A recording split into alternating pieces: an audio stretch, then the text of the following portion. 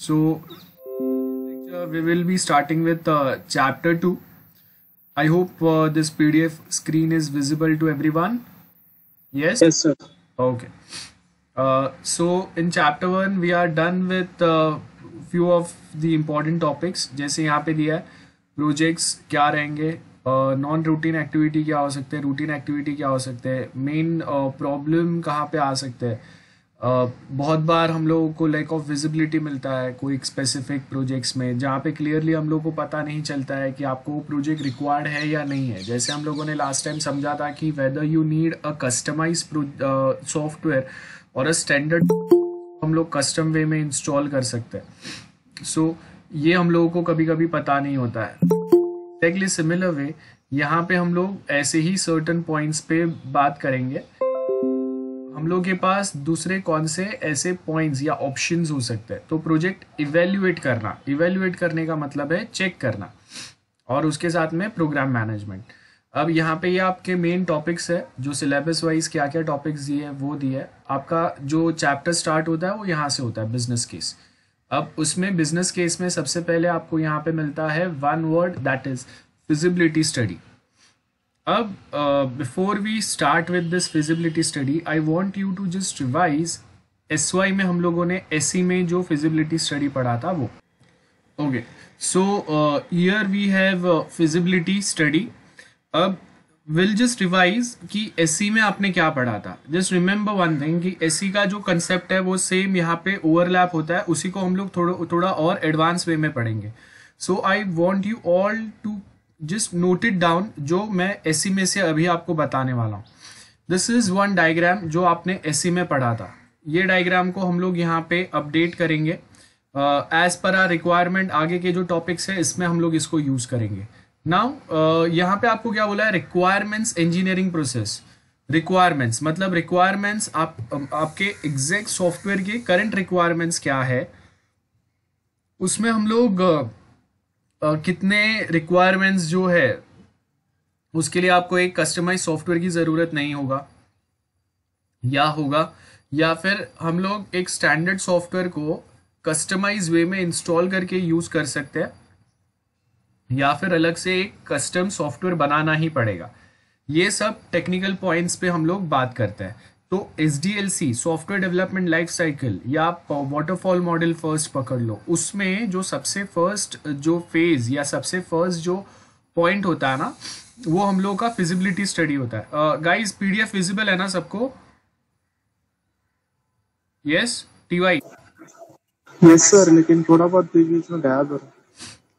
गायब हो रहा है. आई थिंक आपका नेट का प्रॉब्लम रहेगा, तो स्क्रीन अगर नहीं कंटिन्यूअस विजिबल है तो ओके. सो मैं आपको बता रहा हूँ, at least listen this very carefully. सबसे पहले फिजिबिलिटी स्टडी आता है, और फिजिबिलिटी स्टडी में हम लोग देखेंगे कि आपने रिक्वायरमेंट जो गैदर किए हैं वो रिक्वायरमेंट गैदरिंग के बाद में उसको एनालाइज करेंगे हम लोग. एनालाइज करने के बाद में उसके स्पेसिफिकेशंस निकालेंगे. एनालाइज करने का मतलब क्या है, एक सिस्टम मॉडल हम लोग बनाएंगे रिक्वायरमेंट एनालिसिस के बेस के ऊपर कि हम लोगों के जो रिक्वायरमेंट है वो क्या है. तो फिलहाल जो हम लोगों का जो सिस्टम मॉडल है वो कैसा होना चाहिए, इसके ऊपर फोकस करेंगे हम लोग.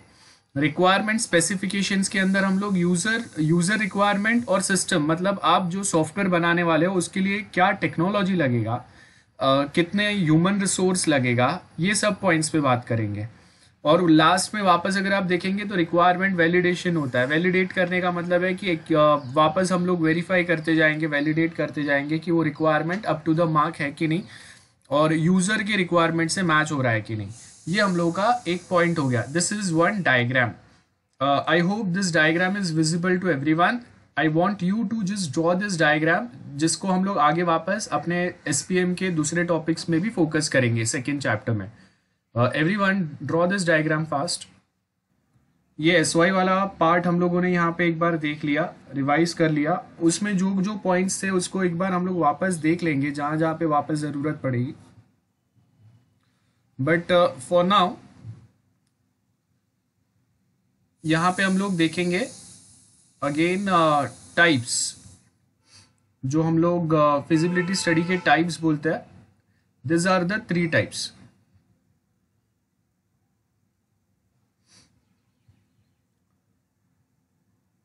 So we have three types of feasibility studies.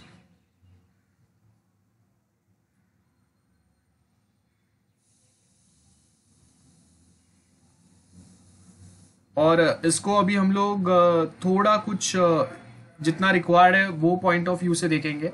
Note it down. Three types of feasibility study. Everyone, my browser is visible right everyone? Yes. हाँ, और ये फ्लिकर नहीं हो रहा है ना अभी? नहीं सर. हाँ. So technical, operational and economical feasibility, we have three types.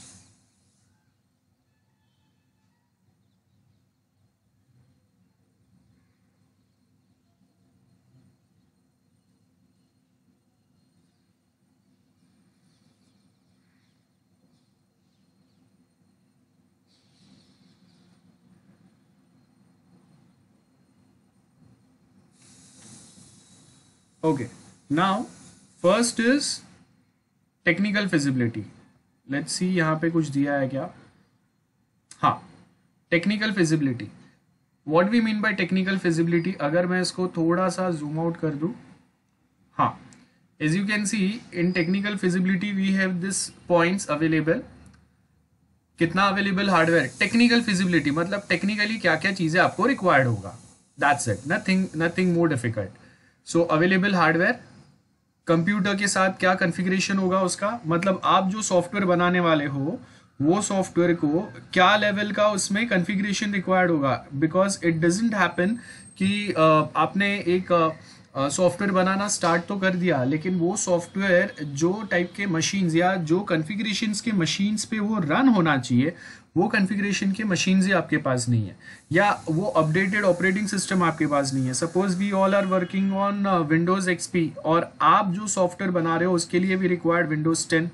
तो अगेन क्या होगा? That creates a problem. So computers का आपका कॉन्फ़िगरेशन क्या है वो, और उसके साथ में वो सॉफ्टवेयर को एफिशिएंटली एग्जीक्यूट करने के लिए which are the available software, या कौन से सॉफ्टवेयर का आपको लाइसेंस परचेस करना पड़ेगा. ये बहुत ज़रूरी है बिकॉज अगर मेरे ऑर्गेनाइजेशन या इंस्टीट्यूशन में suppose we have 350-400 computers available. अब ये 350 या 400 कंप्यूटर्स जो अवेलेबल है, ये कंप्यूटर्स पे अगर मैं का लाइसेंस अगर लेता हूं तो आप सोचो कि अगर एक licence fees, if one licence fee charges like 300-400 rupees या 1000 रुपीज, तो आप देखो कि कितना एक्स्ट्रा कॉस्ट मेरा वहां पे इन्वॉल्व हो रहा है. Just to run that software I required another software. तो इसके लिए हम लोगों को देखना है कि अगर हम लोगों का टोटल बजट क्या है, और वो बजट में आपको ये जो अलग से कोई सॉफ्टवेयर्स आपके पास कौन से अवेलेबल है और कौन से आपके पास अवेलेबल नहीं है. तो अगर मैं एक नया सॉफ्टवेयर बनाता हूं तो उसके सपोर्ट में आपको, जैसे अगर मैं बोल रहा हूं कि हम लोग अभी के लिए जो लेटेस्ट एक वेबसाइट या एक एप्लीकेशन बनाएंगे, इट ओनली वर्क्स और it only run smoothly on Windows 8 और विंडोज 10. क्या हो गया? आपको एक नया सॉफ्टवेयर, नया ओएस ही परचेस करना पड़ेगा, और नया ओएस परचेस करने का लाइसेंसिंग फीस जो है वो काफ़ी हैवी होता है. It is not that easy for everyone. अगर मैं 300-400 कंप्यूटर्स के लिए एक नया लाइसेंस परचेस करता हूं तो यू कैन जस्ट इमेजिन कि कितना हम लोग के पास उसके एक्स्ट्रा एफर्ट्स जा रहे हैं. So just note down this 3 points. Technical feasibility का मतलब क्या होगा? आपके पास क्या अवेलेबल हार्डवेयर है, करंटली अवेलेबल कंप्यूटर्स जो है उसका कॉन्फ़िगरेशन क्या है, और कौन से अवेलेबल सॉफ्टवेयर्स है. नाउ नेक्स्ट जो है हम लोग के पास operational feasibility. Is this visible everyone? Yes sir. हाँ. So operational feasibility also called as behavioural feasibility. Note कर लेना. Operational feasibility also called as behavioural feasibility, मतलब आपका सिस्टम बिहेव कैसे कर रहा है ये देख रहे हैं हम लोग यहाँ पे.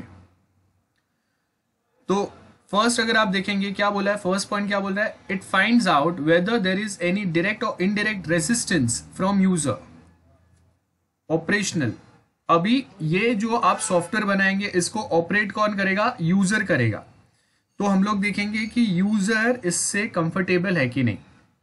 उसके साथ में प्रपोज सिस्टम जो मतलब जो यूजर ने जो आपको एक सिस्टम बनाने बोला है, वो सिस्टम अब एग्जिस्टिंग जो सिस्टम है उससे कंपेयर करके देखेंगे कि अभी आपने जो नया सिस्टम या सॉफ्टवेयर बनाया है वो कितना अच्छा है as compare to current system या एग्जिस्टिंग सिस्टम, या कितना बेटर है, या आई कैन से कि वो कितना इजी या मोर एफिशिएंट है compare to the old system.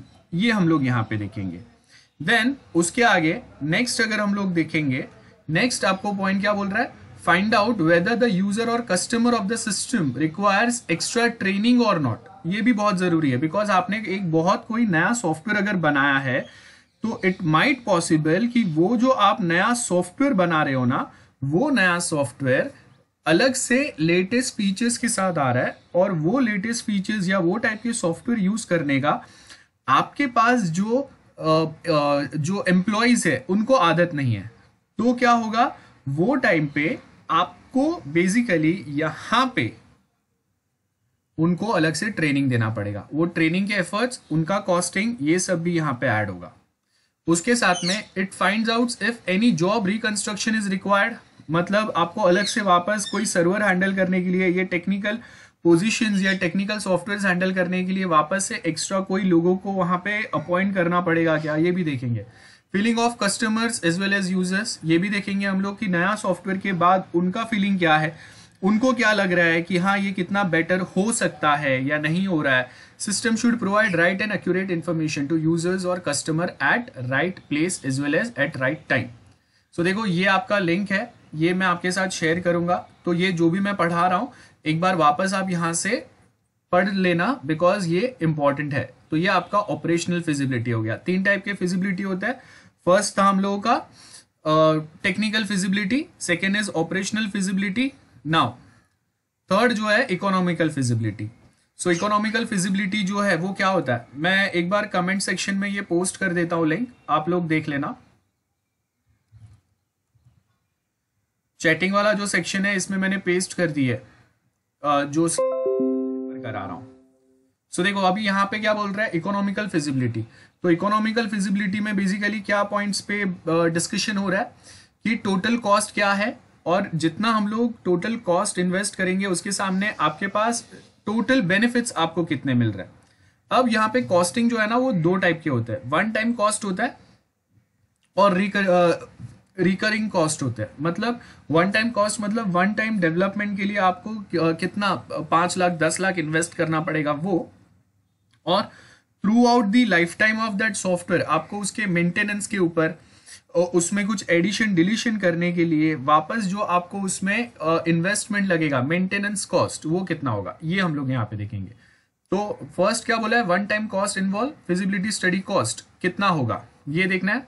Cost converting existing system to propose, मतलब एग्जिस्टिंग अगर आपके पास सिस्टम सॉफ्टवेयर है उसको जब अगर हम लोग अपग्रेड करेंगे तो वो अपग्रेडेशन में आपका कितना कॉस्टिंग जा रहा है, ये पॉइंट पे बात करना है। देन अगर एग्जिस्टिंग आपका कोई ऑफिस आर्किटेक्चर मशीनरीज है और वो कोई डेटा, सपोज आप देख लो कि बहुत सारे कॉलेजेस जो है ना वो डेटा नॉर्मली एक्सेल शीट में या अलग से एक छोटा सा डेटाबेस बना के सेव करता है। नाउ सडनली अगर हम लोग सैप सिस्टम लेके आए, SAP SAP system which is very very very huge, जहाँ पे आपके जो भी 10-15 कॉलेजेस रहेंगे वो सारे 10-15 कॉलेजेस का जो भी टास्क है, जो भी एफर्ट्स है, वो आप एक रूफ या एक सेंट्रलाइज आर्किटेक्चर में लेके आते हो। उसके सामने आपको हार्डवेयर, OS, एप्लीकेशंस जो दूसरे रिक्वायर्ड रहेंगे, क्या लेवल का ट्रेनिंग लगेगा, और उसके साथ में आपको अलग से यूजर मैनुअल या यूजर डॉक्यूमेंटेशन भी बनाना पड़ेगा। ये सब पॉइंट्स आएंगे। So this are the 3 types of economical feasibility. So जो ऑनलाइन देख रहा है वो यहाँ से ये वाला लिंक रेफर कर सकता है जो यहाँ पे दिख रहा है, और जो ऑफलाइन है उन मतलब जो अभी स्टूडेंट्स है उनको मैंने यहाँ पे डायरेक्ट जो चैटिंग बॉक्स है उसमें बता ही दिया है कौन सा लिंक पे आप जाके आपको ये स्लाइड्स रेफर करना है। सो आई होप अभी मैंने जो भी एक्सप्लेन किया वो क्लियर है सबको, किसी को भी डाउट है गाइस? Hello sir. यस बोलो सर वो रिकरिंग कॉस्ट वापस बताएंगे क्या? रिकरिंग कॉस्ट मतलब एक बार अगर जैसे अगर हम लोग बाइक लेते हैं तो बाइक या कार अगर मैंने परचेस किया तो बाइक और कार का वन टाइम जो एक इन्वेस्टमेंट कॉस्ट आएगा वो तो है मेरे पास। सपोज 1 लाख का 2 लाख का मेरा बाइक आया, बट उसके साथ में कंटिन्यूअसली जितना मैं उसको चलाऊंगा उतना उसमें ऑयल लगेगा, पेट्रोल लगेगा, देन उसके जो क्वार्टरली बेसिस पे उसके मेंटेनेंस कॉस्ट लगेंगे, ये कितने रहेंगे ना।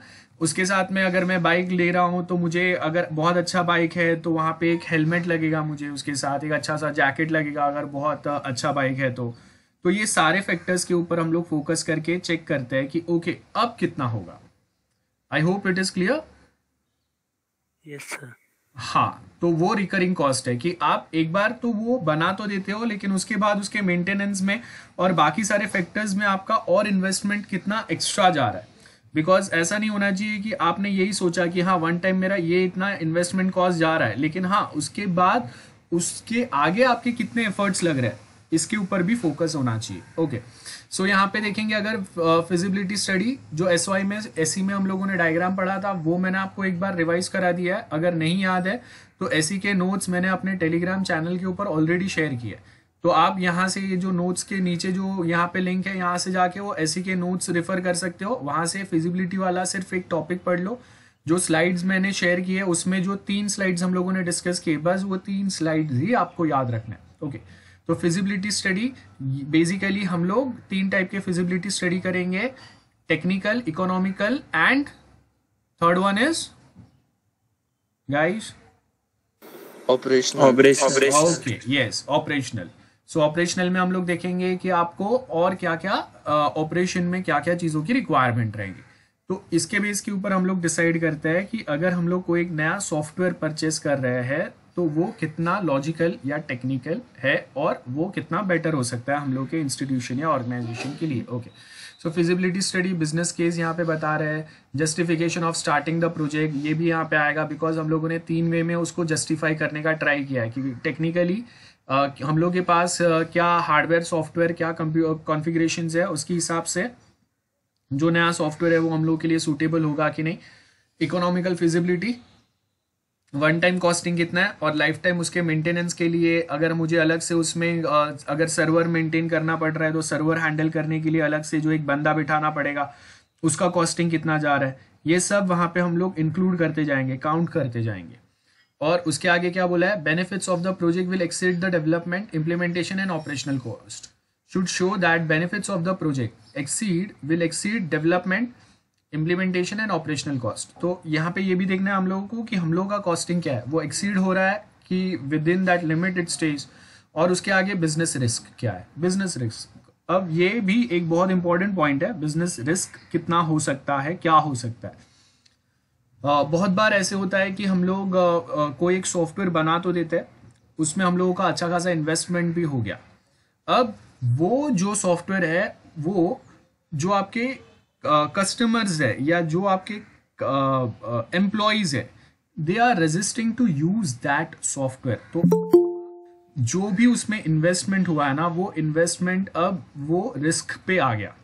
नाउ इमेजिन सॉफ्टवेयर में इन्वेस्टमेंट कितना करता है, listen this line very carefully, आगे आपको काम में आएगा। आपने एससी में पढ़ा है नहीं पढ़ा है मुझे याद नहीं है, बट बेसिकली हम लोग बात करते हैं कि आपका इन्वेस्टमेंट कितना होना चाहिए, इन्वेस्टमेंट। तो अब मैं बोल रहा हूं कि मेरे पास अगर 10 लाख है और मैं एग्जिस्टिंग प्रोजेक्ट में, जैसे फेसबुक टाइप कुछ चीज़ है, तो फेसबुक टाइप अगर कोई एक वेबसाइट है उसमें जो हम लोग नया डेवलपमेंट लेके आएंगे वो सक्सेस होगा या फेल होगा वो हम लोगों को पता नहीं है। तो वो टाइम पे बेसिकली हम लोग क्या करते हैं कि हम लोग कैलकुलेट करते हैं कि हम लोग का बिजनेस रिस्क कितना होना चाहिए। मतलब मेरे पास टोटल इन्वेस्टमेंट अगर 1 करोड़ का है तो उसका 1 to 5% हम लोग बिजनेस रिस्क लेते हैं। 1 to 5%, रिमेंबर 1 to 5% का मतलब क्या हो गया कि अगर मेरे पास 1 करोड़ टोटल अगर इन्वेस्टमेंट मेरे पास अवेलेबल है तो उसका 1 to 5% का मतलब होता है कि 1 से 5 लाख एक बार जो हम लोग उसमें इम्प्लीमेंटेशन करेंगे। हम लोगों ने स्टार्टिंग में समझा था कि जब हम लोग कोई एक प्रोजेक्ट बनाते हैं तो वो प्रोजेक्ट हम लोग एक साथ पूरा नहीं बनाते, उसको पार्ट बाय पार्ट में बनाते हैं, जिससे हम लोगों को एक कंप्लीट व्यू, एक पिक्चर मिलते जाता है कि ओके इतना डेवलपमेंट हुआ, वो कैसे हम लोगों को हेल्प कर सकता है, और आगे हम लोग डेवलप करेंगे तो वो कैसे हम लोगों को बेनिफिशियल होगा, और आगे आगे का हम लोग पॉइंट्स पे फोकस करते जाते हैं। एक सेकेंड ना, बारिश का आवाज़ आ रहा है, मैं विंडो क्लोज कर देता हूँ। सो बेसिकली हम लोग ये देखेंगे कि टोटल इन्वेस्टमेंट कितना है, उसमें से हम लोग कितना इन्वेस्ट कर पाएंगे अभी के लिए, और जो भी इन्वेस्टमेंट हम लोग करेंगे उसके सामने हम लोगों को कितना बेनिफिट मिल रहा है। सेकेंड इंपॉर्टेंट थिंग, आपने बनाने के लिए बहुत अच्छा सॉफ्टवेयर बना दिया, लेकिन सपोज उसने टेक्निकल फिजिबिलिटी क्लियर नहीं किया प्रॉपरली, या ऑपरेशनल फिजिबिलिटी प्रॉपरली क्लियर नहीं किया, तो क्या हो गया, आपने जितना भी इन्वेस्ट किया था उसका एक बहुत बड़ा अमाउंट जो है वो अभी रिस्क पे आ गया। मतलब इतना जो भी आपने, अगर सपोज 10 लाख अगर इन्वेस्ट किए थे तो उसमें से अभी 5 लाख का आपका लॉस हो गया, या 6 लाख का हो सकता है, क्योंकि पूरे सॉफ्टवेयर में से सर्टन फीचर्स ही हम लोग कंफर्टेबल है, बाकी के फीचर्स हम लोगों को काम के नहीं है, या जो हम लोग ट्रेडिशनल पुराना सिस्टम यूज़ कर रहे थे वो वे में ही हम लोगों को ज़्यादा कंफर्ट मिल रहा है वहाँ पे। ये सारे पॉइंट्स के ऊपर हम लोग बात करते हैं। तो ये आपका बिजनेस रिस्क हो गए, अलग अलग टाइप के होते हैं। कभी कभी ऐसा भी हो सकता है कि आपको वो सॉफ्टवेयर रिक्वायर्ड ही नहीं था, लेकिन फिर भी हम लोगों ने अपने कॉम्पिटिटर्स को देख के ऐसा कोई सॉफ्टवेयर में इन्वेस्टमेंट कर दिया, तो अभी एग्जिस्टिंग आपका जो टास्क पहले बहुत इजीली आपके एम्प्लॉयज कर पा रहे थे, अभी उनके लिए वो सॉफ्टवेयर यूज करके वो टास्क करना डिफिकल्ट हो गया। तो आपका एग्जिस्टिंग जो वर्क फ्लो था ना वो डिले होने लगा, या आपके क्लाइंट के साइड या कस्टमर की साइड से निगेटिव फीडबैक आने लगे, जिससे आपका बिजनेस कम हो रहा है। तो that too creates a problem. Okay, business case में क्या क्या रहेगा, कंटेंट ऑफ बिजनेस केस। तो सबसे पहले तो इंट्रोडक्शन होगा, क्या बिजनेस है वो, उसका बैकग्राउंड बताएंगे, उसके लिए क्या प्रोजेक्ट हम लोगों ने प्रपोज किया है, मार्केट में उनके जो कॉम्पिटिटर्स है वो कॉम्पिटिटर्स के पास करंटली कैसे टाइप के सॉफ्टवेयर्स या कैसे टाइप के टूल्स अवेलेबल है, जिससे वो मार्केट में ज़्यादा कस्टमर्स को अट्रैक्ट कर रहा है। तो आपको अपने कॉम्पिटिटर्स के कंपैरिजन में कैसा बेटर एक ग्राउंड मिलना चाहिए, वो हम लोग यहाँ पे फोकस करेंगे। ऑर्गेनाइजेशनल एंड ऑपरेशनल इंफ्रास्ट्रक्चर क्या है, ऑर्गेनाइजेशन क्या लेवल पे, और उसमें ऑपरेट करने के लिए आपके पास कैसा नेटवर्क है, वो नेटवर्क में कैसे कॉन्फ़िगरेशन के कंप्यूटर्स है, ये सारे पॉइंट्स पे फोकस करते हैं। अगर हम लोग ऐसा कोई सिस्टम अगर इम्प्लीमेंट करते हैं तो उसके बेनिफिट्स क्या रहेंगे, पूरा इम्प्लीमेंट करने के लिए आपको कितना लेवल तक का ट्रेनिंग देना पड़ेगा, कितने लोगों को आपको इन्वॉल्व करना पड़ेगा, कितने महीने का टाइम जाएगा, ये सब आएगा। उसके साथ में कॉस्ट क्या होगा, देन हम लोगों के पास करंटली कितना कैपिटल अवेलेबल है, जिसमें से हम लोग उसमें से कितना इन्वेस्ट कर सकते हैं करंटली ऐसा कोई प्रोजेक्ट इम्प्लीमेंट करने के लिए, और अगर ये इम्प्लीमेंट सक्सेस होता है तो हम लोगों को कितना सक्सेस मिलेगा, और अप टू द मार्क जितना हम लोगों ने सोचा था उतना अगर ये सक्सेस नहीं जाता है तो हम लोग कितने रिस्क पे आ सकते हैं, ये पूरा। और लास्ट में ये सारी चीज़ों को कोई ना कोई एक मैनेज करते रहेगा, जो थ्रू आउट चेक करते रहेगा कि हाँ हम लोगों ने क्या स्टेप्स फॉलो किए थे, क्या बनाने का सोचा था, और उसके हिसाब से कैसा इम्प्लीमेंटेशन हो रहा है उसके ऊपर फोकस रहेगा। सो ये मेन हम लोगों के पॉइंट्स है जिसके ऊपर हम लोग फोकस करते हैं। ये 10 चीज़ है, और उसी का यहाँ पे एक्सप्लेनेशन बॉक्स में दिया है जो मैंने आपको एक्सप्लेन भी कर दिया, तो वापस मैं वो रीड आउट नहीं कर रहा हूँ। Portfolio management, project portfolio. Project portfolio मतलब प्रोजेक्ट का पूरा एक डिटेल बायोडेटा टाइप रहेगा, ये समझ लो। जैसे आपका बायोडेटा है वो आपका पोर्टफोलियो हो गया, जिसमें आपका थोड़े कुछ आपका फैमिली बैकग्राउंड रहेगा, उसके साथ आप कहाँ से आपने एजुकेशन किया है, क्या लेवल तक का एजुकेशन किया है, उसमें आपको क्या ग्रेड्स मिले हैं, फैमिली बैकग्राउंड क्या है, आगे आप कौन से टाइप के जॉब्स प्रिफर कर रहे हो, ये सब पॉइंट्स पे हम लोग बात करेंगे। तो एग्जैक्टली सिमिलर कुछ चीज़ यहाँ पे होगा। प्रोजेक्ट का पोर्टफोलियो, प्रपोज्ड जो प्रोजेक्ट है वो क्या है, उसमें रिस्क कितना हो सकता है। अब जो रिसोर्सेज हम लोगों के पास है वो लिमिटेड रिसोर्स है, जैसे हम लोगों के पास सपोज 50 कंप्यूटर्स ही है, तो अब 50 कंप्यूटर्स पे अगर मुझे 150 लोगों को काम अगर कराना है तो वो रिसोर्स शेयरिंग कैसे होगा, 3 शिफ्ट में लोग काम करेंगे, जिससे क्या होगा, फर्स्ट शिफ्ट में वही 50 कंप्यूटर्स पहले वाले लोग यूज़ करेंगे, देन सेकेंड शिफ्ट में कोई दूसरे यूज़ करेंगे, थर्ड शिफ्ट में कोई दूसरे यूज़ करेंगे, या फिर हम लोग 2 शिफ्ट भी रख सकते हैं। तो यहाँ पे लिमिटेड रिसोर्स में आप एक प्रोजेक्ट को कैसे मैक्सिमम उसका आउटपुट अचीव कर सकते हैं, ये होगा। डिपेंडेंसी बिटवीन प्रोजेक्ट्स, डिपेंडेंसी का मतलब क्या हो गया, एग्जिस्टिंग आपका जो प्रोजेक्ट है, एग्जिस्टिंग आप जो सिस्टम यूज कर रहे हो उसमें से बहुत सारा डेटा आपका नए सिस्टम पे अपडेट होगा। इट मीन्स हम लोग डायरेक्टली एक नया सिस्टम अपडेट नहीं कर देंगे, हम लोग क्या करेंगे बेसिकली, आपका करंटली जो सिस्टम है उसी को हम लोग इनहेरिट करेंगे, उसके डेटा उसके फंक्शंस हम लोग आगे इनहेरिट करेंगे।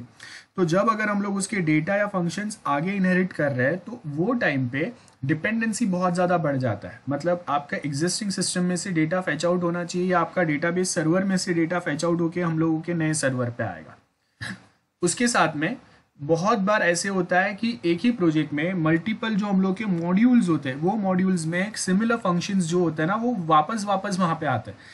तो क्या हो गया कि अभी चैटिंग फंक्शंस जो है वो हम लोगों ने स्टूडेंट मॉड्यूल में भी डाला है, वापस हम लोग प्रिंसिपल मॉड्यूल में भी डाल रहे हैं। तो बार बार अगर हम लोग डेवलपमेंट में जा रहे हैं या उसका कोड हम लोग कॉपी पेस्ट कर रहे हैं तो क्या हो गया, एक similar code for similar function हम लोगों ने 10 साइड अलग अलग वे में लिखा है।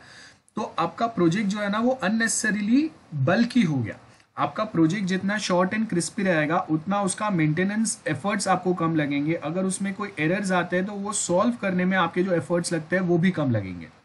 तो इसके लिए हम लोग यहाँ पे देखते हैं कि अननेसेसरीली जो डुप्लीकेट फीचर्स है वो फीचर्स को आपको एलिमिनेट करना है। और कोई एक फीचर, कोई भी एक फीचर अगर कोई एक मॉड्यूल में आ गया तो वो सेम फीचर वापस दूसरे मॉड्यूल में अननेसेसरीली नहीं आना चाहिए। हम लोग वहां से ही उसको कॉल कर सकते हैं, जैसे हम लोग क्लास को कॉल करते हैं आईटी जब पढ़ते हैं तो सिमिलर कोई पैटर्न्स हम लोग यहाँ पे यूज कर सकते हैं। और उसके साथ में गैप्स कहाँ पे, गैप्स का मतलब हो गया कि आप आधा काम यहाँ पे कर रहे हो लेकिन जब क्लाउड सपोर्ट की बात आती है तो हम लोग को गूगल क्लाउड पे जाना पड़ता है। क्या हो गया, गैप हो गया। मतलब आपका पूरा प्रोजेक्ट ढंग से काम कर रहा है। सपोज हम लोगों का कॉलेज वेबसाइट है, बहुत प्रॉपरली काम कर रहा है, स्टूडेंट का रिजल्ट ये वो सब उस पर जनरेट हो रहा है, लेकिन जब पब्लिश करने की बात आती है तो पब्लिश करने के लिए हम लोगों को कोई थर्ड पार्टी सर्वर लेना पड़ता है जिसपे जाके हम लोग सारे रिजल्ट्स को क्लाउड पे अपलोड करेंगे, जहाँ से हम लोग के स्टूडेंट्स जो है उनको एक्सेस करेंगे। तो क्या हो गया, दिस इज अ गैप। या ऑनलाइन पेमेंट के लिए वापस हम लोग को एक थर्ड पार्टी का ही हेल्प ले रहे हैं, हम लोग ने खुद ने अपने सिस्टम पे कोई एक पेमेंट गेटवे सेटअप नहीं किया है। तो ये सर्टन गैप्स रहते हैं। मतलब छोटे छोटे कोई स्पेसिफिक या इंपॉर्टेंट फंक्शंस जिसके लिए आपको कोई थर्ड पार्टी एप्लीकेशन पे जाना पड़ता है जो आपके सिस्टम पे अवेलेबल नहीं है। तो क्या हो गया, हम लोगों ने तो सोचा था कि हम लोग एक बहुत अच्छा सा सिस्टम बनाएंगे जहाँ पे सारे चीज़ें हम लोग के पास, हम लोग के प्लेटफॉर्म पे ही अवेलेबल रहेगा, लेकिन उसके जगह पे अभी क्या हो गया कि सर्टन चीज़ें जो है वो हम लोग अपने यहाँ पे प्रॉपरली इंप्लीमेंट नहीं कर पाए। इसके लिए अभी भी हम लोग को एक थर्ड पार्टी एप्लीकेशन पे डिपेंड करते हैं। तो ये नहीं होना चाहिए। Then 3 elements of project portfolio management. एक सेंट्रल रिकॉर्ड हम लोग बनाएंगे सारे प्रोजेक्ट विद इन ऑर्गेनाइजेशन। हर एक मॉड्यूल अगर 50-100 मॉड्यूल 200 मॉड्यूल अगर हम लोग के एक प्रोजेक्ट में बन रहा है तो थ्रू आउट सारे मॉड्यूल्स में क्या क्या चीज़ें हैं, कौन उस पर काम कर रहा है, वो ऑल प्रोजेक्ट इन रिपोजिटरी और से ओनली आईसीटी प्रोजेक्ट्स। आईसीटी का मतलब होता है इंफॉर्मेशन कम्युनिकेशन टेक्नोलॉजी। तो यहाँ पे क्या करेंगे हम लोग, must decide whether to have all project in a repository. Repository मतलब एक स्टोरेज लोकेशन। तो हम लोग ये सारे प्रोजेक्ट्स जो भी हम लोग बना रहे हैं या वो प्रोजेक्ट के जो भी पार्ट्स हम लोगों ने बनाए हैं वो हम लोग कोई एक रिपोजिटरी, एक कोई डेटाबेस में ही वहां पे रखेंगे, या फिर जितना हम लोगों ने क्लाइंट के साथ इंटरैक्ट करके जो कम्युनिकेट किया है और उसके रिलेटेड उसके लिए जितना काम का है उतना ही हम लोग वहां पे रखेंगे। ये पॉइंट पे हम लोग डिस्कस करते हैं। Difference between new project development, new product development and renewal projects. Renewal projects का मतलब क्या होता है, एग्जिस्टिंग आपका कोई एक प्रोजेक्ट जो कोई एक लेवल पे जाके आपने एक स्पेसिफिक टाइम पे बिकॉज ऑफ कॉस्ट क्रंच या कोई भी XYZ रीजंस की वजह से उसका डेवलपमेंट हॉल्ट किया था, तो वहां से हम लोग आगे डेवलपमेंट वापस चालू करने वाले हैं, या फिर एक नया पूरा प्रोडक्ट डेवलपमेंट हम लोग सोच रहे हैं। ये 2 पॉइंट्स पे होगा। न्यू प्रोडक्ट डेवलपमेंट, तो न्यू प्रोडक्ट डेवलपमेंट मतलब स्क्रैच से ही आप पूरा बनाएंगे। और रिन्यूअल करने का मतलब क्या हो गया, एग्जिस्टिंग कोई एक प्रोजेक्ट ऑलरेडी चल रहा है, लोग यूज कर रहे हैं उसको, और उसी में हम लोग कुछ एडवांसमेंट करेंगे। तो यही है एक्चुअल कॉस्टिंग, परफॉर्मेंस क्या होना चाहिए ये हम लोग रिकॉर्ड करके देखेंगे। और उसके आगे प्रोजेक्ट ऑप्टिमाइजेशन में देखेंगे कि इंफॉर्मेशन जो भी हम लोगों ने गैदर किया है कि बेटर प्रोजेक्ट स्टार्टिंग में जो यूज हो रहा था उससे आपको बेटर रिजल्ट्स मिल रहे हैं कि नहीं, इसके ऊपर हम लोग का फोकस रहेगा। Cost benefit analysis, as I said, identify all the cost जो आपको वहाँ पे लगेगा, डेवलपमेंट कॉस्ट कितना जाएगा, देन जब हम लोग उसको इम्प्लीमेंट करेंगे क्लाइंट साइड पे तो इम्प्लीमेंटेशन के लिए आपको कितने एफर्ट्स लगने पड़ेंगे, ट्रेनिंग देने के लिए कितने लोग वहाँ पे रिक्वायर्ड रहेंगे ट्रेनिंग के लिए, ऑपरेशनल आपका अलग से जो कॉस्ट है, मतलब कंटिन्यूअसली वहाँ पे आपको कोई एक टेक्निकल पर्सन रिक्वायर्ड रहेगा जो उसमें अगर कुछ एरर या बग्स आते हैं या कोई सडनली अगर कोई सिस्टम पे कोई एम्प्लॉय कहीं पे अटक जाता है तो उसको टेक्निकल हेल्प देने के लिए आपको कोई एक टेक्निकल पर्सन को हायर करना पड़ेगा, तो उसका मंथली सैलरी कितना जा रहा है, ये सारे पॉइंट्स पे हम लोग फोकस करेंगे। सो ये सब होगा एंड उसके बेनिफिट्स कितने हो रहे हैं और वो बेनिफिट्स के सामने आप जितना कॉस्ट आप ऐड कर रहे हो उस पर या इन्वेस्ट कर रहे हो वो एक्चुअल में उतना रिक्वायर्ड है क्या, ये देखेंगे हम लोग। सो यहाँ पे फर्स्ट देखो आपको एक डायग्राम दिया है प्रोडक्ट लाइफ साइकिल और system life cycle cash flow. Cash flow का मतलब क्या है, यहाँ पे देखो हम लोगों ने क्या किया, एक्सपेंडिचर है हम लोगों का, एक्सपेंडिचर मतलब हम लोग इन्वेस्ट कर रहे हैं कोई एक प्रोजेक्ट पे, ओके, और उसके सामने आपको वो इन्वेस्टमेंट में से इनकम कितना आ रहा है। तो स्टार्टिंग में जब हम लोग कोई एक नया प्रोजेक्ट बनाते हैं तो ये अगर लाइन देखेंगे ना आप, तो स्टार्टिंग में आपका बहुत ज़्यादा इन्वेस्टमेंट हो रहा है जैसे जैसे वो प्रोजेक्ट बनते जाएगा, लेकिन कोई एक पॉइंट पे आके सपोज डेवलपमेंट का अभी 3 महीना हो गया, थोड़ा सा प्रोजेक्ट बन गया, उसके बाद क्या होगा, अब उसमें या पूरा प्रोजेक्ट बन गया, बाद में आपको उसमें एक्सपेंडिचर या इन्वेस्टमेंट कम है और उसके बाद में उसमें आपको इनकम ज्यादा मिलते जा रहा है। बट सपोज कोई एक पॉइंट ऑफ टाइम आया जब वापस टेक्नोलॉजिकल चेंजेस हो गए, आपके कोई नए आप नए कोई और कुछ चीजें अपने कस्टमर्स को या क्लाइंट्स को ऑफर कर रहे हैं और वो सारे आपके एग्जिस्टिंग जो सॉफ्टवेयर है उसमें वो अवेलेबल नहीं है।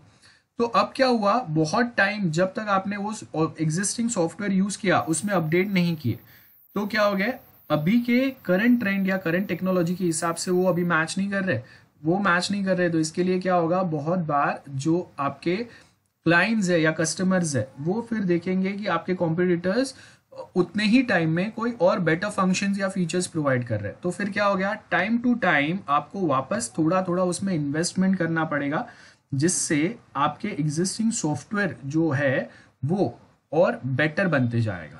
एग्जिस्टिंग सॉफ्टवेयर में हम लोग टेक्नोलॉजिकली एडवांसमेंट करते जाएंगे, ये पॉइंट पे फोकस होगा।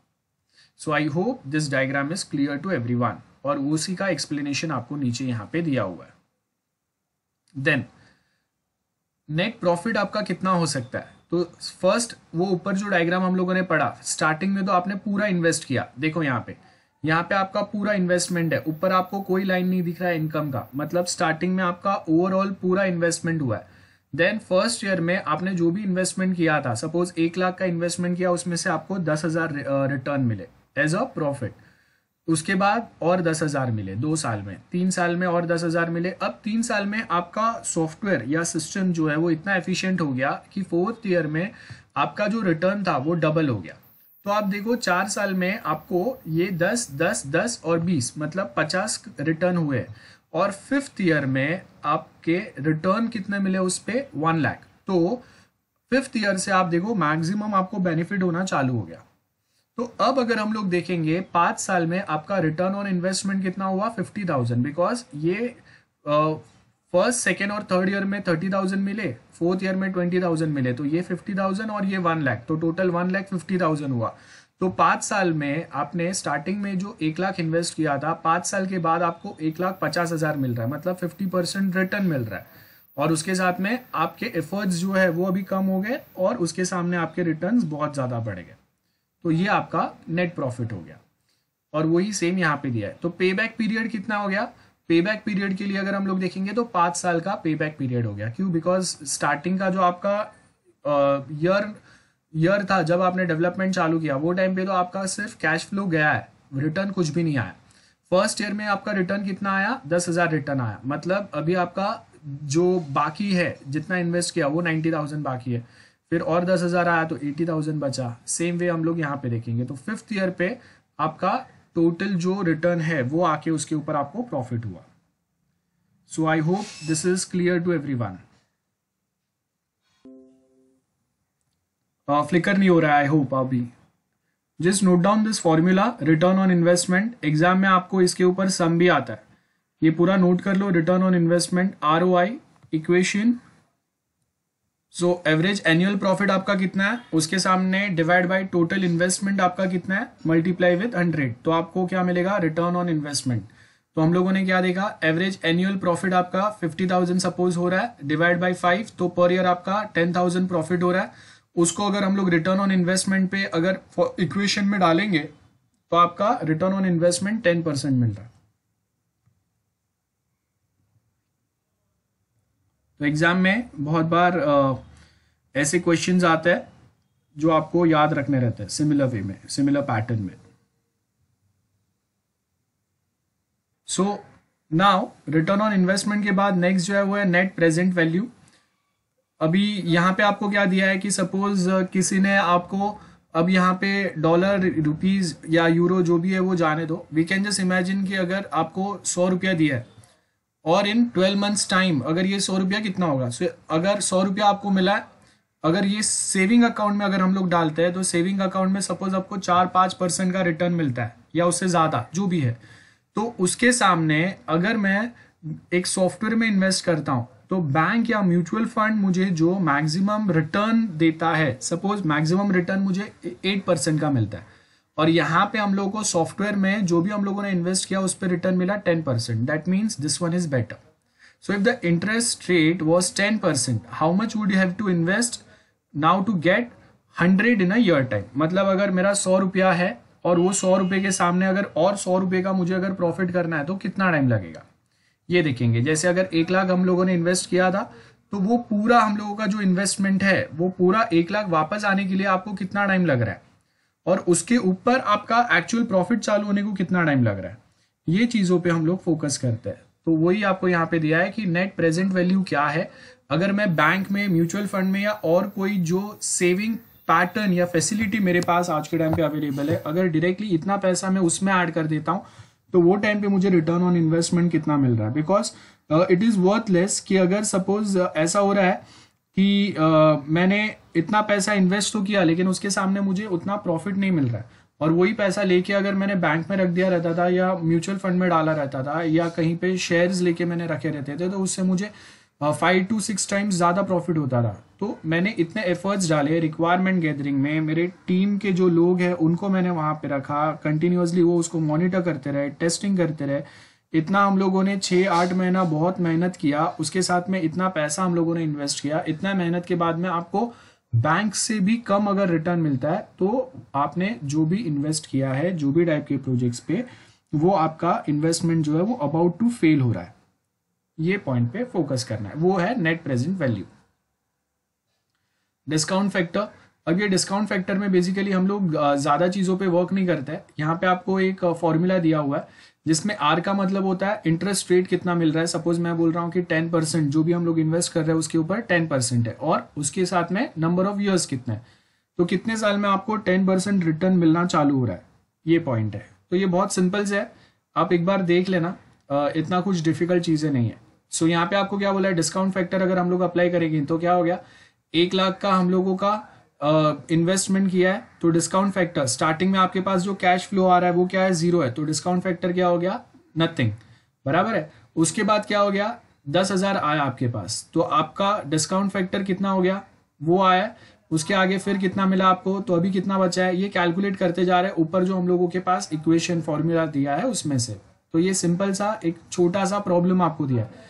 Internal rate of return is the discount rate at which that would produce a, अब यहाँ पे देखो आपके पास यहाँ पे जो है ना एक NPA है, नेट प्रॉफिट वैल्यू कितना है आपका, नेट प्रॉफिट वैल्यू। तो नेट प्रॉफिट वैल्यू जो है वो यहाँ पे हम लोग बताने की ट्राई कर रहे हैं कि हम लोग का NPV कितना आ रहा है बेस्ड ऑन आपका डिस्काउंट फैक्टर। डिस्काउंट फैक्टर मतलब स्टार्टिंग में मैंने कैश फ्लो कितना गया और उतना ही कैश फ्लो मेरा गया, रिटर्न मुझे कुछ ज़्यादा मिला ही नहीं है उसमें से। नेक्स्ट ईयर कितना मिला, तो उस पर अगर मैं डिस्काउंट फैक्टर का इक्वेशन अप्लाई करूंगा तो कितना मिला, और डिस्काउंट कैश मेरे पास इन हैंड कितना मिल रहा है। देन वापस 10,000 आया, डिस्काउंट फैक्टर निकाल के नेट कैश मेरे पास कितना बच रहा है, then third year, fourth year, fifth year, तो ये सब अगर हम लोग कैलकुलेट करेंगे तो नेट हम लोग के पास जो प्रॉफिट वैल्यू आ रहा है वो कितना आ रहा है वो देखते हैं हम लोग यहाँ पे। Then dealing with uncertain risk evaluation. Uncertain मतलब जैसे हम लोग देखते हैं फायर फाइटिंग मैकेनिज्म्स होते हैं, कौन से टाइम पे क्या हो जाए हम लोगों को पता नहीं है, तो ऐसे टाइम पे हम लोग क्या करते हैं, थोड़े से पैसे हम लोग अपने पास रिजर्व करके रखते हैं जो आप कहीं पे भी ज्यादा यूज नहीं कर सकते, बिकॉज अनसर्टन सिचुएशन आ गया, सडनली आपका सॉफ्टवेयर चलना बंद हो गया या सडनली आपके सॉफ्टवेयर में कोई ऐसे अनअवॉइडेबल एरर्स आ गए जिसको आप कोई भी वे में सॉल्व नहीं कर पा रहे हो, तो वो टाइम पे वो ऐसे कोई रिस्क, जैसे आप देख लो कि कोरोना है, तो अभी हम लोगों ने किसी ने अज्यूम नहीं किया था कि ऐसा कोई प्रॉब्लम आ जाएगा जिसकी वजह से सबके जो फाइनेंशियल रिस्क इतना बड़ा हो जाएगा सबके लिए। तो ऐसे ही कोई प्रॉब्लम्स आपके प्रोजेक्ट्स में भी आ सकते हैं, तो ऐसे प्रॉब्लम्स को हैंडल करने के लिए हम लोग क्या करेंगे, अलग से अनसर्टन सिचुएशंस जो रहते हैं उसके ऊपर भी हम लोग, जैसे आप समझ लो कि आपने कहीं पे सर्वर रखा है, वहां पे फ्लड या अर्थक्वेक आ गया, अब हम लोगों को देखना है कि अगर मैं मुंबई में अगर अपना सर्वर सेटअप करता हूं तो मुंबई में अर्थक्वेक और सुनामी या फिर अर्थक्वेक एंड फ्लड्स ये आने के चांसेस या प्रोबेबिलिटी कितना है, तो उसके बेस के ऊपर मुझे रिस्क इवैल्यूएशन पता चलेगा। अब अगर मैं बिहार में या एमपी में रखता हूँ या असम में रखता हूँ, आप देखो हर साल वहां पे फ्लड्स आते हैं, तो इट मीन्स कि अगर मैं वहां पे सर्वर सेटअप करता हूँ तो फ्लड आने के चांसेस जो है या प्रोबेबिलिटी जो है वो हाईएस्ट है, और उसके सामने मुंबई में अगर हम लोग देखेंगे फ्लड आने के चांसेस या प्रोबेबिलिटी मिनिमम है, बिकॉज यहाँ पे हम लोग यहाँ पे पानी भरता है बट इट डजंट मीन्स कि पूरा मुंबई डूब जाता है, उतना फ्लड्स नहीं आते जैसे आपको बिहार में या एमपी यूपी में बिहार में मिलता है या असम में मिलता है, तो वो साइड पे जितने प्रॉब्लम्स होते हैं उतने प्रॉब्लम हम लोग को यहाँ पे नहीं होते, और ना ही आपको यहाँ पे फ्रीक्वेंट अर्थक्वेक फेस करने पड़ते हैं। तो यहाँ पे वही हम लोग बात करें, a project might appear to give a better return than B but could be riskier. तो मतलब जहां पे मुंबई में मुझे एक सर्वर सेटअप करने के लिए प्लेस जो लगेगा वो तो सस्ते में मिल जाएगा, लेकिन उसके सामने मुंबई में वो महंगा मिलेगा, लेकिन उसके सामने रिस्क यहाँ पे कम है फ्लड्स और अर्थक्वेक का, और उसी के सामने अगर मैं बिहार या एमपी या वहां कहीं पे या असम में अगर मैं एक अच्छा सा जगह लेके वहां पे सर्वर सेटअप करता हूँ, मुझे मुंबई से 6 to 7 टाइम बड़ा जगह मिलेगा, सारे फैसिलिटी सपोज मुझे वहां पे मिले, लेकिन रिस्क भी बढ़ गया ना वहां पे। सो ये फैक्टर्स पे हम लोग बात करते हैं। तो एग्जाम्पल क्या है, रिस्क को हम लोग यहाँ पे देखो, ये आपके अलग अलग टाइप के रिस्क है, इंपॉर्टेंस लेवल क्या है जो रिस्क आपको मिल रहा है, मतलब कोई एक रिस्क आपने आइडेंटिफाई तो किया लेकिन उसका इंपॉर्टेंस वैल्यू अगर ज्यादा नहीं है तो उसको हम लोग अवॉइड कर सकते हैं, राइट। सो देखो, client rejects proposed look and feel. अब बहुत बार क्लाइंट्स, बहुत कम ऐसे क्लाइंट्स होते हैं जो बोलेंगे कि भाई इसका कलर अच्छा नहीं है, ये वेब पेज पे ये बटन अच्छा नहीं दिख रहा है, इसको और चेंज करो, थोड़ा अच्छा कलर डालो, ऐसे कोई नहीं करते। तो उसका इंपॉर्टेंस क्या है, उसका इंपॉर्टेंस हाई है, लेकिन ऐसा होने के चांसेस क्या है, बहुत कम है, क्योंकि अगर क्लाइंट बोल रहा है कि वो कंफर्टेबल नहीं है, हाँ वो अगर जो आपने वे में चीजें प्रोवाइड किया उससे अगर कंफर्टेबल नहीं है तो उसको हम लोग चेंज करने का पूरा ट्राई करेंगे, लेकिन अगर हम वो बोलता है कि इसका कलर चेंज करो या ऐसा कुछ करो तो वैसे चांसेस जो है वो बहुत कम होते हैं। ओके, कॉम्पिटिटर जो आपके मार्केट में, वो आप जो प्रोजेक्ट बना रहे हो टाइप का प्रोजेक्ट वो भी बना रहे हैं बट विथ लेस कॉस्ट, तो इसका इंपॉर्टेंस हाई है, बिकॉज अगर सिमिलर टाइप का प्रोजेक्ट या प्रोडक्ट या सेम टाइप का कोई सर्विस आपके कस्टमर्स को अगर चीपर रेट पे मिल रहा है तो वो क्या करेंगे, वहां पे ही जाएंगे, आपके पास नहीं आएंगे, या आपको कॉस्ट कट करना पड़ेगा, तो इसका लाइक्लीहुड क्या है, मीडियम है, चांसेस है।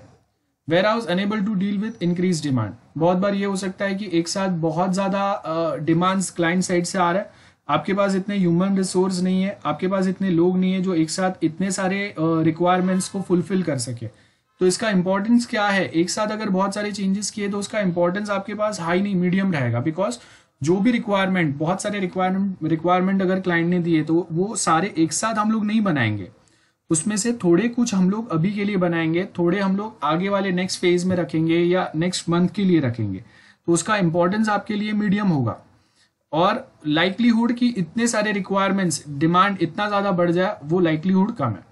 देन ऑनलाइन पेमेंट है सिक्योरिटी प्रॉब्लम। अभी थर्ड पेमेंट गेटवे हम लोग यूज करते हैं, आपने वीजा मास्टर कार्ड ये सब सुना रहेगा, तो those are the payment gateways. तो हम लोग कभी भी ऑनलाइन पेमेंट ट्रांजेक्शन्स खुद से नहीं करते, ना ही हम लोग उसके सिक्योरिटी फीचर्स खुद से बनाते हैं, हम लोग directly third party payment gateways hire करते हैं, तो उसका इंपॉर्टेंस, अगर वो बोलते हैं कि सिक्योरिटी अच्छा होना चाहिए, यस इंपॉर्टेंस उसका मीडियम रहेगा क्योंकि वो अच्छा होना ही चाहिए, लेकिन उसके ऊपर हम लोग को ज़्यादा फोकस करने की ज़रूरत नहीं है। लेकिन हम लोग को सिर्फ देखना है कि जो डिटेल्स वो स्पेसिफिक टाइम पे, अगर कोई बोलता है कि फ्यूचर पेमेंट्स के लिए हम लोग कार्ड का डिटेल यहाँ पे सेव करेंगे, दैट मीन्स अब वो जो भी आपका कस्टमर है उसके क्रेडिट या डेबिट कार्ड के डिटेल्स आपके पास सेव रहेंगे, तो वो टाइम पे उसका लाइक्लीहुड क्या होगा, अगेन मीडियम होगा। मतलब इसके ऊपर आपको फोकस करना पड़ेगा, ऐसे कोई इशू अगर आते हैं तो इसको सॉल्व भी करना पड़ेगा। मेंटेनेंस कॉस्ट हायर होगा, इसके चांसेस भी कम है, लाइक्लीहुड भी कम है। वही रिस्पॉन्स टाइम कैसे करेंगे हम लोग, बेसिक है। तो ये टेबल बहुत इंपॉर्टेंट है। रिस्क मैट्रिक्स या रिस्क प्रोजेक्ट में आपके कौन से टाइप के रिस्क हो सकते हैं, उसके लिए ये बेस्ट एग्जाम्पल है। एक छोटा सा ऐसा ही टेबल आपको एग्जाम में भी बनाना है। Then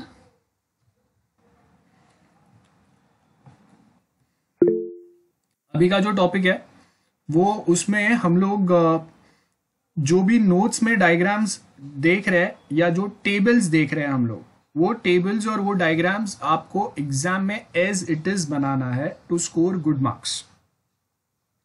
so let's start. अभी का जो टॉपिक है अभी हम लोगों का, हाँ सो देखो अब यहाँ पे डिसीजन ट्री आ रहा है। सो डिसीजन ट्री जो है वो बेसिकली क्या होगा, फर्स्ट यहां से हम लोग स्टार्ट करते हैं। मैं डायग्राम को थोड़ा छोटा कर देता हूं आपको। आई होप विजिबल है ना सबको? Yes sir. वापस फ्लिकर हो रहा है।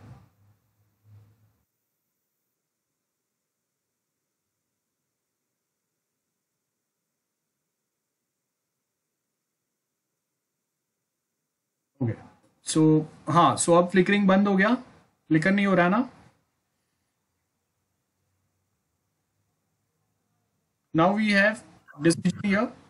डिसीजन में दो पॉइंट्स रहेंगे, either we are going to replace the existing software और we are going to extend that existing software. दो ऑप्शंस है आपके पास, एक्सटेंड करना है या रिप्लेस करना है। रिप्लेस में भी हम लोग क्या बोलेंगे, रिप्लेस में एग्जिस्टिंग सॉफ्टवेयर को यूज करके थोड़े कुछ उसके फीचर्स यूज करके उसमें एक्सपेंशन करेंगे, या फिर आपको कुछ भी उसमें एक्सपेंशन नहीं करना है, आपको पूरा का पूरा ही रिप्लेस करना है। तो उसके लिए आपके अप्रोक्स कॉस्टिंग कितना हो सकता है वो दिया है। तो अगर कुछ भी एक्सपेंशन अगर हम लोग नहीं कर रहे हैं, मतलब क्या होगा, सब कुछ आपको स्टार्ट से वापस करना है। तो उसमें आपके इन्वेस्टमेंट जो है या लॉस जो है, मतलब आपने जो पहले इन्वेस्ट किया था वो आपका लॉस हो गया अभी, वो यहाँ पे आएगा। और एक्सटेंड में भी वापस वो दो पैटर्न पे देखेंगे। एक्सटेंड में आपको अगर एक्सपेंशन करना है मतलब इन्वेस्टमेंट होगा, एक्सपेंशन नहीं करना है तो आपका यहाँ पे इन्वेस्टमेंट कोई भी नहीं जा रहा है, तो मतलब अभी जो भी आपका आएगा वो प्रॉफिट ही होगा। ये दो पॉइंट्स पे हम लोग बात कर रहे हैं। सो ये आपका क्या होगा, डिसीजन ट्री। डिसीजन ट्री में हम लोग देखेंगे whether we want to extend existing software or we want to replace part of a software और complete software। दो पॉइंट्स पे रहेंगे और दोनों में क्या होगा, either we are going to go for expansion or we are not going to expand it। यहां पे भी रिप्लेस में एग्जिस्टिंग सॉफ्टवेयर का जो लिमिट था उसको हम लोग एक्सपैंड करेंगे, या एग्जिस्टिंग सॉफ्टवेयर को हम लोग सिर्फ रिप्लेस कर रहे हैं मोबाइल ऐप से, हम लोग उसमें ज्यादा कुछ नए फीचर्स एक्सपैंड नहीं कर रहे, टेक्नोलॉजिकल एक्सपेंशन कुछ नहीं हो रहा है इसमें।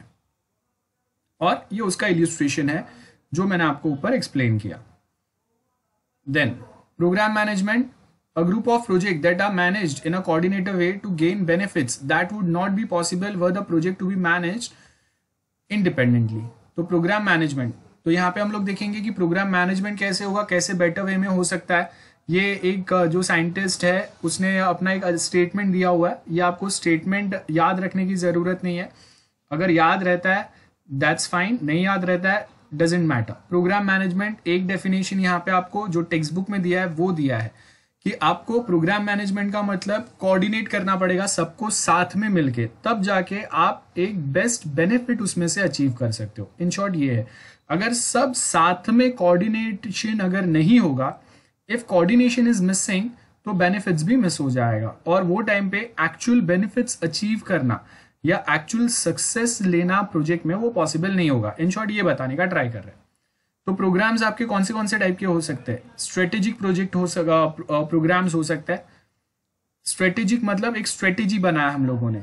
स्ट्रेटेजी बनाने का मतलब क्या है कि हम लोग 10 पार्ट में प्रोजेक्ट को डिवाइड करेंगे, 10 टीम को हम लोगों ने असाइन किया हुआ है और उसमें से 10 टीम हम लोगों ने रिक्वायरमेंट गैदरिंग के लिए रखा है, 10 टीम हम लोगों ने 10 टीम हम लोगों के रहेंगे छोटे छोटे जो सिर्फ डिजाइनिंग करेंगे बेस्ड ऑन रिक्वायरमेंट, 10 टीम रहेंगे जो डेवलपमेंट करेंगे बेस्ड ऑन डिजाइन, 10 टीम अलग रहेंगे जो सिर्फ टेस्टिंग करेंगे। या इट माइट पॉसिबल कि हम लोगों ने सीक्वेंस में एक एक टीम लगाया जो कंटिन्यूअसली एक टीम रिक्वायरमेंट गैदर करते रहेगा फर्स्ट मॉड्यूल का, वो आगे पास ऑन करके देन वो सेकेंड मॉड्यूल का रिक्वायरमेंट गैदर करेगा, देन थर्ड मॉड्यूल का करेगा।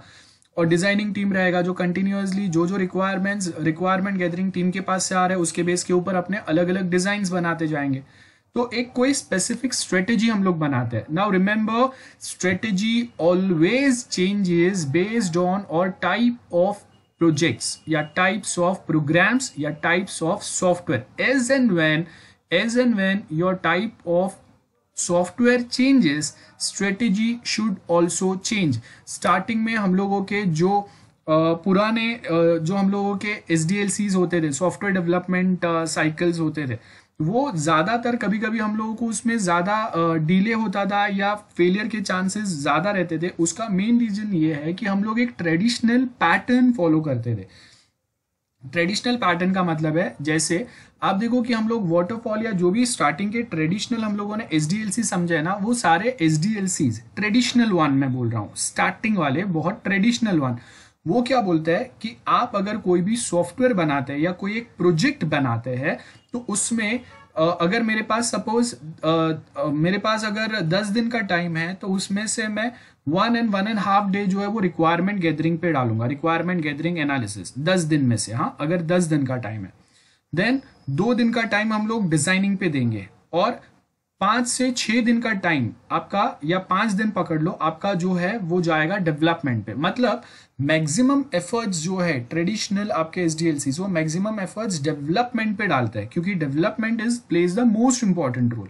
But that scenario is not suitable for current trends और current technologies. The only reason being is कि आज के टाइम पे we are more focusing on look and feel than effects of any specific software or games what we play in today's time। तो अगर मैं बोल रहा हूं कि हम लोग CS डोटा खेलते हैं, PUBG खेलते हैं, तो आप देखो कि उसमें जो उनके ग्राफिक्स है ना, that plays the most important role. आपने इंटरनल कितना अच्छा कोडिंग किया है, वो कोडिंग से गेमर्स को मतलब नहीं है। वो उनको क्या चाहिए, रियल इफेक्ट आना चाहिए जब वो गेम खेल रहे हैं। तो अगर वो रियल इफेक्ट नहीं आ रहा है, वो इतने अच्छे आपके एनिमेशंस अगर वहां पे नहीं आ रहे हैं जो लोगों को अट्रैक्ट करे, तो वो टाइम पे आपका गेम नहीं चलेगा।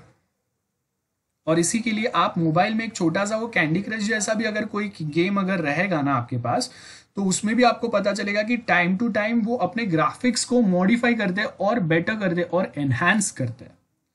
कोई ना कोई एक्स्ट्रा इफेक्ट्स बताएंगे आपको। तो वो क्या होता है, वो छोटे बच्चे से लेके जो एजेड पर्सन भी अगर ऐसे कोई गेम्स खेलते हैं ना, वो अट्रैक्ट होता है वो कलर्स देख के, वो इफेक्ट्स देख के। जब अगर कोई बॉम्ब ब्लास्ट होता है तो उसका एक इफेक्ट आता है। अगर हम लोग कैंडी क्रश में बहुत सारे कोई कैंडीज अगर हम लोग सेम कलर वाले कुछ तो हम लोग उसमें ब्लास्ट करते हैं, सिलेक्ट करते हैं, जो भी है, तो वो एक जो इफेक्ट आता है ना, that attracts the users. So वो एक स्ट्रेटेजी जो है ना, वो time to time software to software change होता है। तो अगर गेमिंग वाला पार्ट, गेम्स अगर हम लोग बना रहे हैं, तो वो टाइम पे आपका स्ट्रेटेजी जो है is totally different from a strategy which we define for developing a banking software, because banking software में आपका लुक एंड फील से कोई मतलब नहीं है। आई डोंट केयर कि ICICI बैंक का वेबसाइट कौन सा कलर का है, उसका बटन, लॉगिन बटन कौन से कलर का है।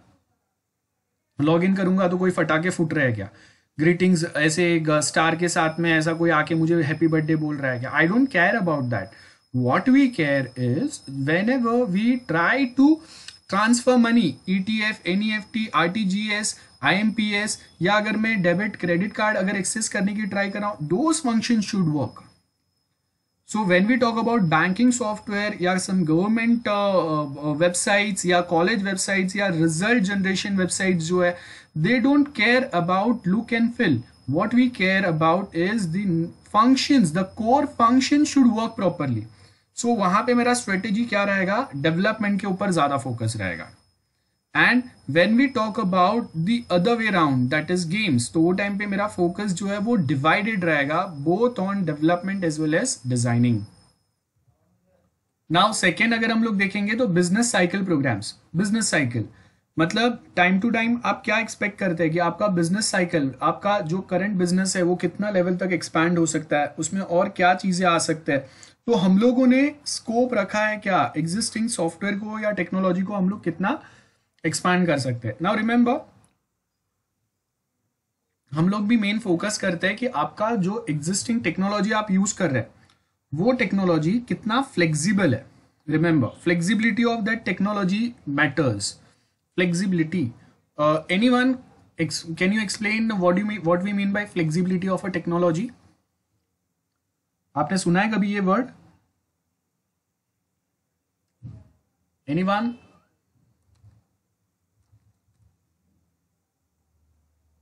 ओके, सो अगर मैं टेक्नोलॉजी अगर फ्लेक्सिबल है, इसका मतलब है कि जब अगर मैं उसको सपोज अगर मैंने वेबसाइट बनाया तो उसको मैं मोबाइल ऐप के साथ इजीली कनेक्ट कर सकता हूं।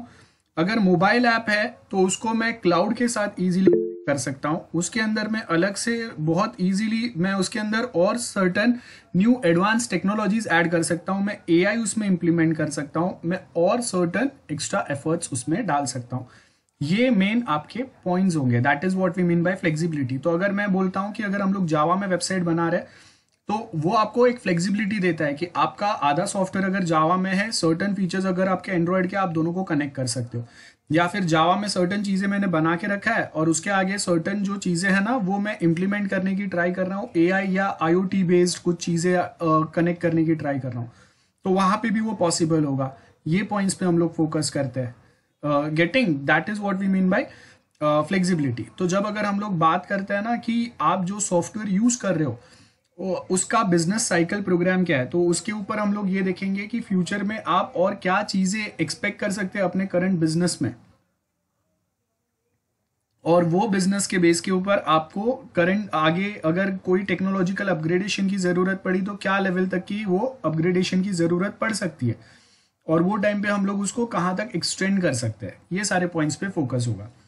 इंफ्रा आपके पास क्या है, आप कितना R&D करने के लिए रेडी है, और क्या इनोवेटिव कुछ चीज़ें आप वहाँ पे लेके आ रहे हैं अपने कस्टमर्स के लिए। तो ये इनोवेटिव चीज़ें जो है ना वो हमेशा जो कोर कंपनी है वही लाए, ये ज़रूरी नहीं है। बहुत बार वो लोग थर्ड पार्टी के साथ टाई अप कर लेते हैं इनोवेटिव पार्टनरशिप में। फॉर एग्जाम्पल आप देखो कि स्टार्टिंग में जो फेसबुक है, फेसबुक का ओके कोई भी वेबसाइट जब पॉपुलर होता है ना तो उसके लिए सर्टन पॉइंट्स रहते हैं।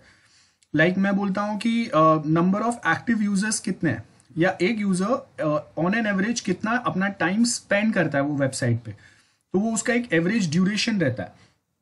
अब ये एवरेज ड्यूरेशन में अगर आपको उसको ज़्यादा अपने साइट पे अगर इन्वॉल्व रखना है ना तो आपको अपने वेबसाइट पे और इंटरेस्टिंग चीज़ें डालने पड़ेंगे। तो फेसबुक का एवरेज ड्यूरेशन टाइम मेंटेन करने के लिए या बढ़ाने के लिए उन्होंने बेसिकली क्या किया, एक पैटर्न फॉलो किया। और वो पैटर्न क्या बताता है कि उन्होंने बेसिकली अपने वेबसाइट्स के ऊपर गेम्स इंट्रोड्यूस किए। आप अगर फेसबुक का हिस्ट्री देखोगे ना तो एक टाइम था जब वहाँ पे ज़्यादा यूजर्स एक्टिव नहीं थे, क्योंकि मुझे वहाँ पे एक जाके मैं एक टेस्टिमनी किसी के लिए लिख सकता हूँ, फ्रेंड रिक्वेस्ट भेज सकता हूँ, किसी ने मुझे रिक्वेस्ट भेजा है उसको एक्सेप्ट कर सकता हूँ, किसी ने कोई फोटो अपलोड की है वो देखूंगा, कमेंट करूंगा, लाइक करूंगा, बस काम खत्म हो गया। इसके आगे ज़्यादा फीचर्स नहीं थे पहले के टाइम पे। अब उन्होंने धीरे धीरे और फीचर्स ऐड करना स्टार्ट किया। जैसे अगर मुझे कुछ भी काम नहीं है तो मैं जाके फेसबुक का स्टेटस चेक करूंगा तो क्या हो गया, 10 लोगों ने स्टेटस डाले रहेंगे, कुछ तो मैं देख रहा हूँ, मतलब और 5-10 मिनट्स में एक्स्ट्रा डाल रहा हूँ उस पर। देन फेसबुक खुद से गेम्स नहीं बना रहा था, तो उन्होंने क्या किया, एक इनोवेटिव पार्टनरशिप वहां पे ऐड किया। और वो इनोवेटिव पार्टनरशिप क्या था, गेमिंग कंपनी के साथ टाई अप किया। तो अब गेमिंग कंपनी को एक बहुत बड़ा प्लेटफॉर्म मिल गया और इनको अपने प्लेटफॉर्म पे ज्यादा यूजर्स मिल गए, उनका एवरेज टाइम जो है वो बढ़ गया। क्योंकि आपने स्टार्टिंग में देखा रहेगा वो कैंडी क्रश टाइप गेम्स जो है ना वो फेसबुक से चालू हुए थे, और आपके पास 3 लाइफ हुआ करते थे। 3 लाइफ खत्म होने के बाद अगर आपको गेम खेलना है और एक्स्ट्रा लाइफ की जरूरत है तो फिर आप दूसरे अपने जो फ्रेंड्स रहेंगे उनको रिक्वेस्ट भेजो, वो आपको एक लाइफ देंगे, आप उनको एक लाइफ देंगे। तो ऐसे करके क्या हो रहा था, एक चेन बन रहा था। और इसमें ज्यादातर रिमेंबर टीनेजर्स जो है वो ये तो इन्वॉल्व थे ही, लेकिन गेम्स आने के बाद में दैट चेंज द पिक्चर, जहाँ पे सिर्फ टीनेजर्स नहीं, अब वो कैंडी क्रश आपने कभी देखा नहीं रहेगा कि अपने जैसे कोई लोग जो है या आपने अपना कोई फ्रेंड जो टीवाई में है वो आके कॉलेज में बैठ के कैंडी क्रश खेल रहा है, वो पबजी खेलेगा। लेकिन कैंडी क्रश खेलने वाले कौन है? जो स्कूल में कोई छोटे बच्चे रहेंगे और अपने पेरेंट्स या ग्रैंड पेरेंट्स। तो दैट मीन्स एक बहुत बड़ा एज ग्रुप जो आपके साइट से, आपके सॉफ्टवेयर से, आपके टेक्नोलॉजी जो है उससे मिसिंग था, आप उसको लेके आए पिक्चर में। और आज के टाइम पे आप देखो, कोई भी आप बड़े से छोटे बच्चे एकदम देखोगे या ग्रैंड पेरेंट्स देखोगे ना, वो बैठ के अगर कुछ टाइम पास नहीं है ना तो बैठ के ऐसे कैंडी क्रश टाइप गेम्स खेलते हैं। तो that is what we mean by innovative partnership. तो यहाँ पे वो सबका एक एक्सप्लेनेशन दिया हुआ है, देख लेना। Program manager, project manager, difference आता है एग्जाम में। तो प्रोग्राम मैनेजर मतलब क्या होगा? बहुत सारे साइमल्टेनियस प्रोजेक्ट्स को एक साथ हैंडल कर रहे हैं हम लोग, बहुत सारे इनोवेटिव चीजें हम लोग एक कोई प्रोजेक्ट में ऐड करने की ट्राई कर रहे हैं, या सपोज में मोबाइल एप्लीकेशन, वेबसाइट्स साथ में हैंडल कर रहे हैं। और प्रोजेक्ट मैनेजर मतलब कोई एक स्पेसिफिक प्रोजेक्ट उसको दिया है, उसी के ऊपर वो फोकस करेगा।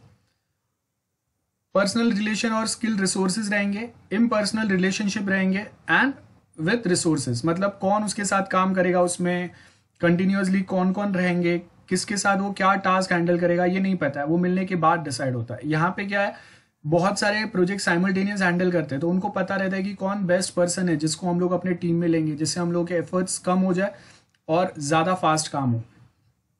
ऑप्टिमाइजेशन ऑफ रिसोर्स पता रहेगा क्योंकि बहुत टाइम से वो कर रहे हैं।